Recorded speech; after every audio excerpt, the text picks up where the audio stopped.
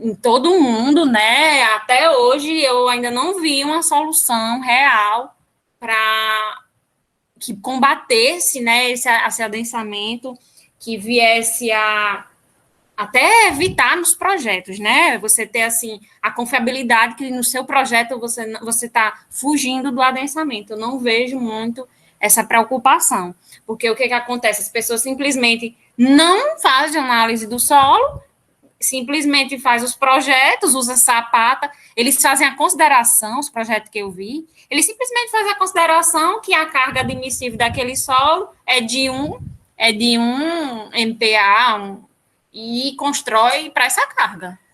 E aí nem sabe se o solo realmente, a capacidade de carga é essa, até porque a capacidade de carga de um solo depende da fundação que você está usando. Cada fundação que você usar diferente, a capacidade de carga vai ser diferente.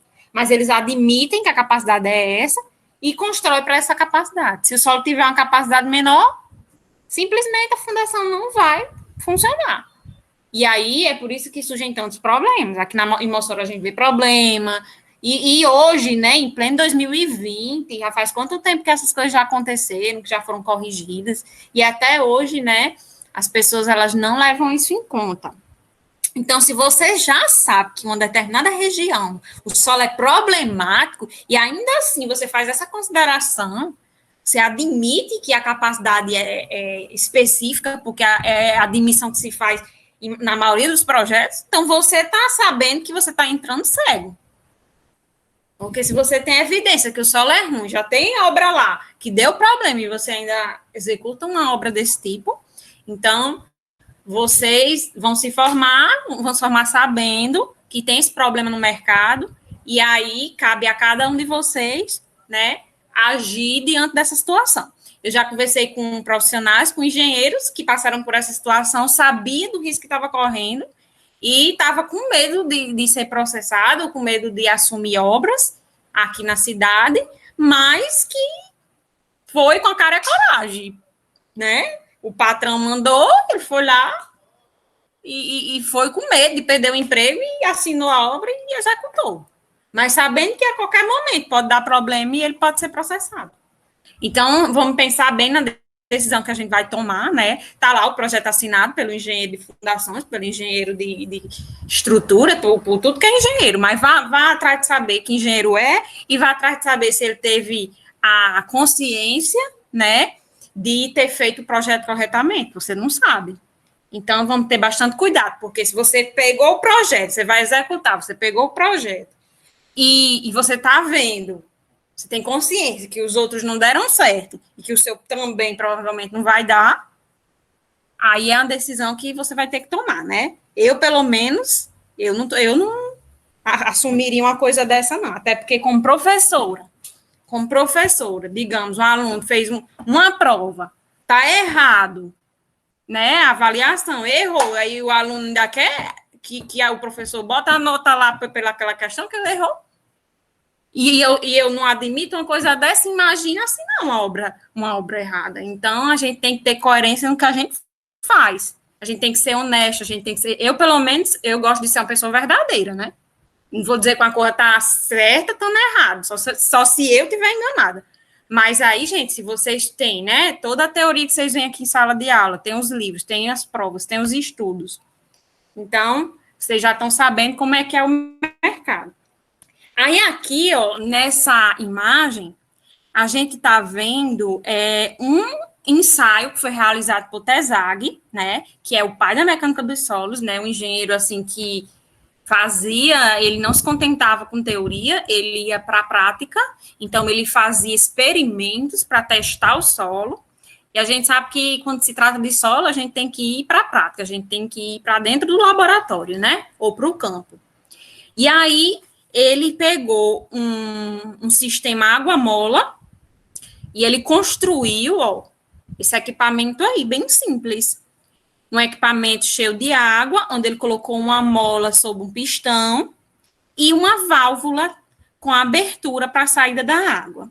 Esse pistão, ele estaria, assim, sendo controlado pela mola e pela carga.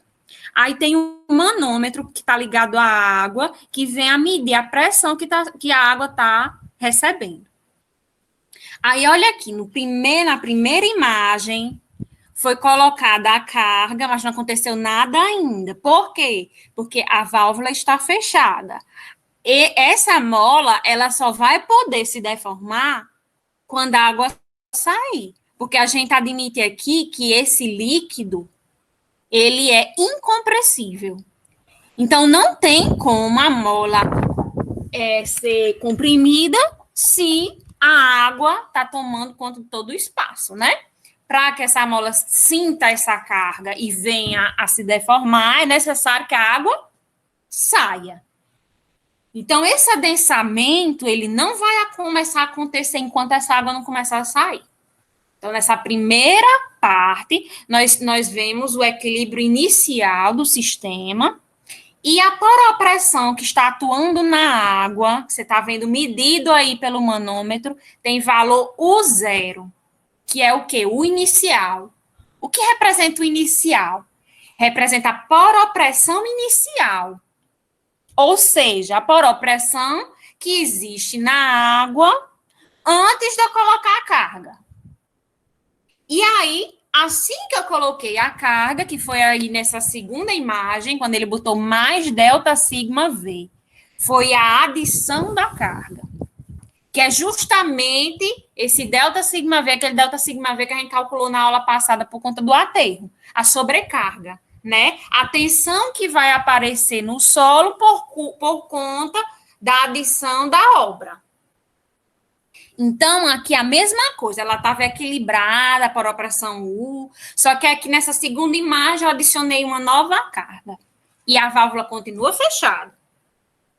Nesse instante, que é o instante inicial, o tempo zero vai começar agora a correr. E nesse instante de tempo igual a zero do adensamento, o adensamento começou, estamos na partida dele, tempo igual a zero. A poropressão sofreu uma variação. E essa variação de ΔU é idêntica à variação que sofreu a aplicação da carga, sobrecarga. Então, isso quer dizer o quê? Que a carga que foi adicionada, que gerou um aumento de tensão de delta sigma V, está sendo transmitida para a água. O esqueleto aí, que é essa mola, não sentiu nada ainda. Por quê? Porque o efeito não aconteceu. O efeito é a deformação. A gente sabe que houve uma variação de tensão efetiva quando o solo se deforma. Aqui é a mesma coisa. A mola, ela não está sentindo tensão nenhuma ainda. Por quê? Porque ela não tá conseguindo se deformar. Então, nesse instante, T igual a zero, onde houve uma variação delta sigma V de tensão, ao mesmo tempo, ocorreu uma variação ΔU da poropressão. Quanto às tensões efetivas da mola, não houve variação nenhuma, continua a mesma. Isso quer dizer que a variação ΔU é igual à variação delta sigma V. Então, a mesma coisa que a gente vai observar acontecendo na prática. Por que que os prédios continuam recalcando com o tempo? Porque quem está recebendo a carga que foi adicionada por causa do prédio é a água que está recebendo. E essa carga ela vai sendo transmitida para o solo, saindo da água, indo para o solo, aos poucos. E é uma coisa bem demorada. Então, os efeitos que o solo vai sentir, esses efeitos vão ocorrendo gradativamente, ao passo que as tensões foram sendo transmitidas para ele. E aí o efeito vai ser de acordo com o valor que foi transmitido, de tempo em tempo. Então, o recálculo vai acontecendo gradativo, assim como a variação de tensão efetiva. Aqui a gente vai observar a mesma coisa, ele observou a mesma coisa nesse sistema água-mola. Na hora que ele abriu a válvula um pouco, ele permitiu que a água começasse a sair. Foi a partir daí que a mola começou a se deformar. Então, que conclusão que a gente tira? Que o fato da água começar a sair reduz poropressão. E a poropressão que está sendo reduzida é equivalente à tensão efetiva que está sendo acrescida. Então, a poropressão que a água perde é o mesmo valor da tensão efetiva que o solo ganha. O que está sendo perdido pela água está sendo recebido pelo solo. Por quê? Porque a carga está sendo transferida da água para o solo. Então, a carga que o solo recebeu vai proporcionar a deformação dele. Então, vai ser proporcional. O solo recebeu uma variação de carga, então ele vai se deformar por causa daquela variação de carga. Ok? E o recebimento da carga pelo solo vai ocorrer em consequência da redução de poropressão, que acontece em consequência da saída de água. Por quê? Porque na hora que a água está saindo, eu estou reduzindo poropressão. E a poropressão que eu reduzo, eu vou chamar aqui, para vocês entenderem, de excesso de poropressão. Eu não posso dizer só poropressão está diminuindo. Eu tenho que dizer que é o excesso de poropressão que está sendo eliminado. O que significa excesso de poropressão? Excesso de poropressão significa poropressão que foi recebida pela água por conta da adição de uma sobrecarga. Que a gente sabe, a gente estudou em solos 1, que até na primeira lista, que uma sobrecarga aplicada ao solo, quem recebe essa carga é o solo, são as partículas, não é a água que tem que receber.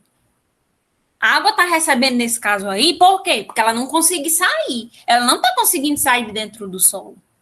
Nesse caso, porque a válvula está fechada. Mas no caso da argila, é por quê? É por causa da afinidade que a água tem com a partícula de argila. Ela fica aderida, ela sente dificuldade de transitar dentro do solo. Por quê? Porque as partículas de argila atraem ela. Então, ela fica demorando para sair. Ela tem que vencer essa força de atração das partículas com a água, né? E aí a água tem que vencer essa atração para poder conseguir sair. Isso vai demorar. Aí, a mesma coisa aqui, essa dificuldade da água sair, que é chamada de permeabilidade, né? Essa permeabilidade, ela do solo aqui, está sendo representada pela abertura da válvula. Então, eu abro a válvula aqui bem pouquinho, então, ao passo que é fácil, né? A facilidade de saída de água é que vai determinar o tempo necessário para que a mola vá receber essa carga. E aí, o excesso de poropressão seria o quê? Seria aquele ΔU que a água recebeu, né? E aí ela sofreu essa variação de poropressão, esse aumento de poropressão inicial no tempo zero, assim que a carga foi aplicada. Esse ΔU é equivalente à sobrecarga e é chamada de excesso de poropressão, porque esse excesso de poropressão, ela vai ser eliminada com o tempo, ela não vai permanecer na água, porque ela não é para ser recebida pela água, né? Não é a água que vai sustentar aquela carga. Não é responsabilidade dela. A gente sabe lá de solos 1 que a água suporta a água não suporta a carga. Quem suporta a carga são as partículas. Então, isso que aconteceu no tempo igual a zero não é ideal, não é estável, e aí isso vai mudar com o tempo. Essa carga ela vai sendo eliminada com a saída de água e vai sendo transferida para as partículas, que aqui no caso para a mola. Quando todo esse excesso de poropressão tivesse transferido para as partículas, aí o recalque final aconteceu, o recalque total. Por exemplo, aquele 1,73 que a gente calculou, ele vai acontecer só no final do adensamento, quando toda a água sob pressão foi eliminada, quando todo o excesso de poropressão for eliminado. Aí, sim, nesse momento, o adensamento terminou, o solo consolidou e ele recalcou tudo que tinha para recalcar por causa daquela obra. Quando isso aí acontecer, aí pronto, você durma tranquilo, o recalque não vai mais acontecer. Ele terminou. E aí, cada obra tem um tempo específico. Por quê? Porque vai depender do valor de carga, vai depender do tempo, vai depender do solo. O principal aí é o solo, né? O solo que vai determinar quanto tempo vai ser necessário para que um recalque aconteça. E aí, na última imagem, mostra exatamente isso. O equilíbrio voltou, né? O recalque absoluto aconteceu totalmente. A mola já deformou tudo que tinha para deformar. O excesso de poropressão atingiu o valor zero. A poropressão agora, que é a final, voltou ao valor inicial. O recalque aconteceu aqui totalmente. E a carga, ela foi totalmente absorvida agora pela mola. E aí, a gente vai trabalhar agora na disciplina de momentos, né? Momentos intermediários entre o tempo inicial e o tempo final desse recalque. Então, por exemplo, a gente vai trabalhar com essas 4 situações: situações antes da obra, situações depois, assim que eu apliquei a obra, tempo igual a zero, situação qualquer, momento qualquer entre a obra, entre tempo zero e tempo final. Então, pode ser qualquer tempo aí entre esse intervalo. E aí, esse tempo ele é variável. Cada momento que eu estipular para vocês, por isso que eu digo a vocês que eu posso elaborar provas diferentes para cada um vai ter uma resposta diferente, porque eu posso estipular aqui tempos variáveis, coeficientes variáveis, aqui tudo pode mudar. Cada uma situação diferente, porque cada minuto que passar, cada segundo que passar, eu vou ter um valor diferente de carga. Então, eu posso dizer aqui a vocês, perguntar a vocês, me diga qual é o recalque que aconteceu depois de 2 meses de obra. E depois de 1 ano, qual o recalque? Qual é a tensão efetiva que está atuando no solo depois de 3 meses de obra? Entendeu? Então, eu vou poder determinar qualquer uma dessas perguntas aí, com as equações que a gente vai ver agora. E essas equações, elas se baseiam nos experimentos, né? Para eu achar o coeficiente do solo, eu preciso do experimento. Essa imagem aí é um gráfico que eu tirei de um livro, de uma apostila, na verdade, do professor Marangon. Eu gostei dessa imagem dele. Aqui ele separa os mesmos 4 estágios, ó. Eu quero aqui perguntar a alguém, eu quero que vocês falem, que eu já estou quase rouca. Só eu falando. Deixa eu escolher aqui um aluno, não é esse daqui, peraí.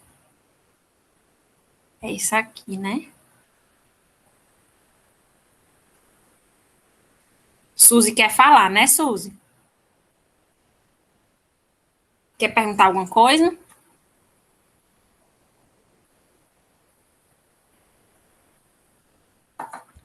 Eu tenho 14 alunos aqui assistindo a aula.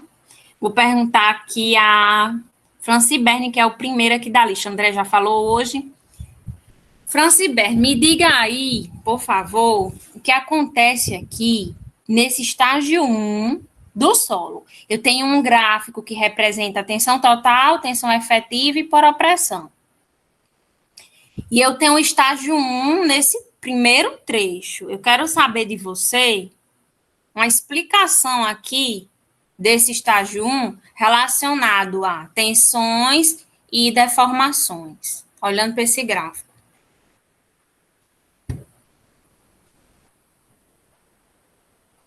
Vamos lá, eu vou dar 3 décimos se você responder certo, na média. Será que ele dormiu?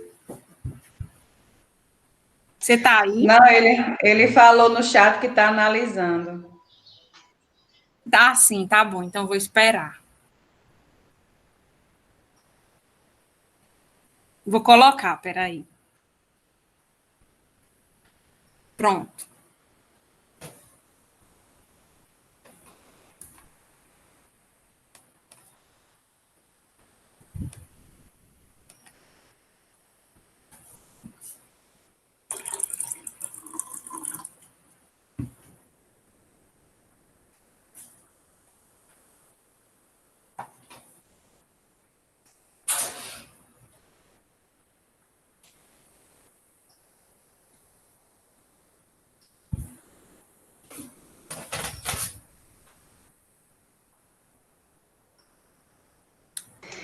Ele está pedindo para você repetir a pergunta, Desirê.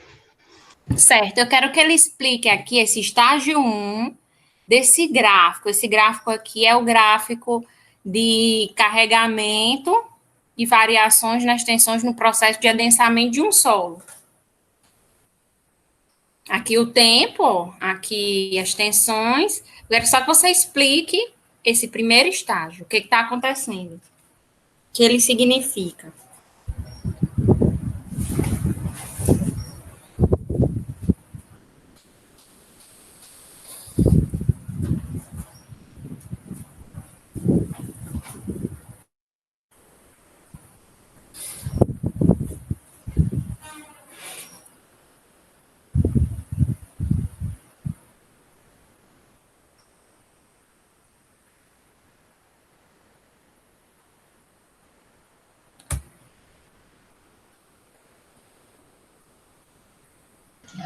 Professora, Pode falar. André, depois dessa parte dessa explicação, a senhora pode explicar depois essa parte de não drenado e drenado? Eu sempre tinha dúvida de entender uma situação e outra situação, sabe? O que é que interfere isso no solo. É só para depois eu poder explicar isso. Ok. Desirê, eu não estou conseguindo entender não, essa parte do gráfico não. Não. Quem gostaria de explicar? Quem entendeu? Valem 3 décimos.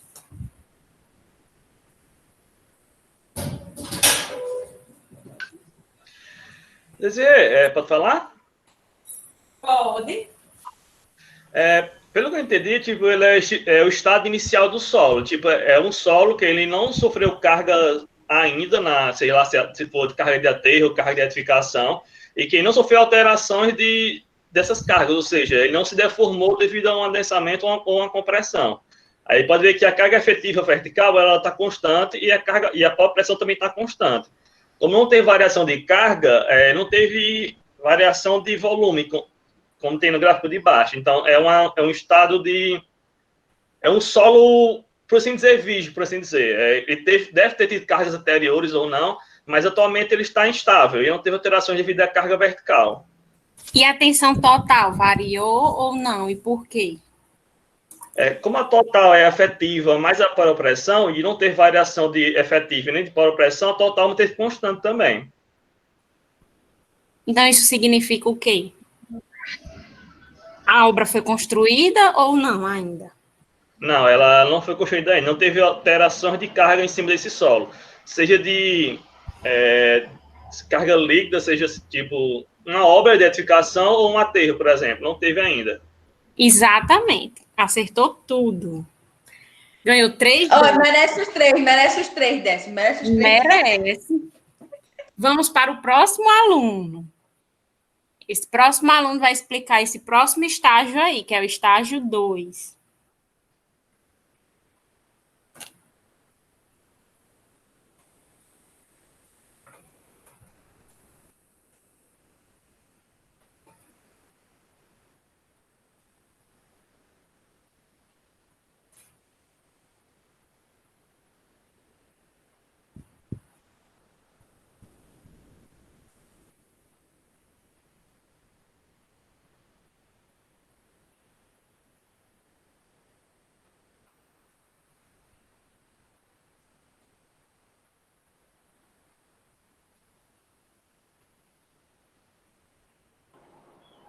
Desirê, esse estágio 2 seria a questão de que teve a variação de carga aí, né? Mas a água ainda não encontrou uma forma de sair do solo. Seria mais ou menos isso?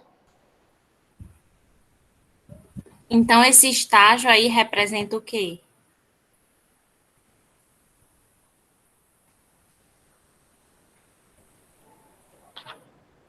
Deixa eu A ver. água não começou, a água ainda não começou a sair, né? Isso. Isso aí tá certo. O que mais?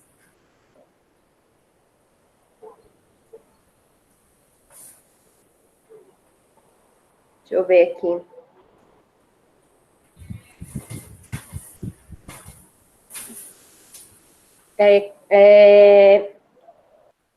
Bota aí.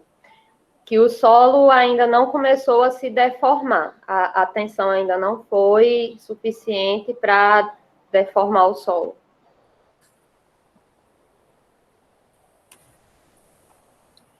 A tensão não foi suficiente?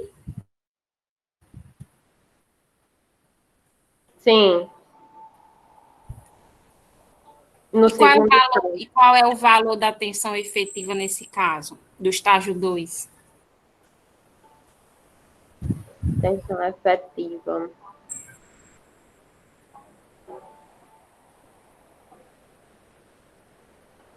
Seria o 0 mais ΔU? O 0 mais ΔU significa o quê?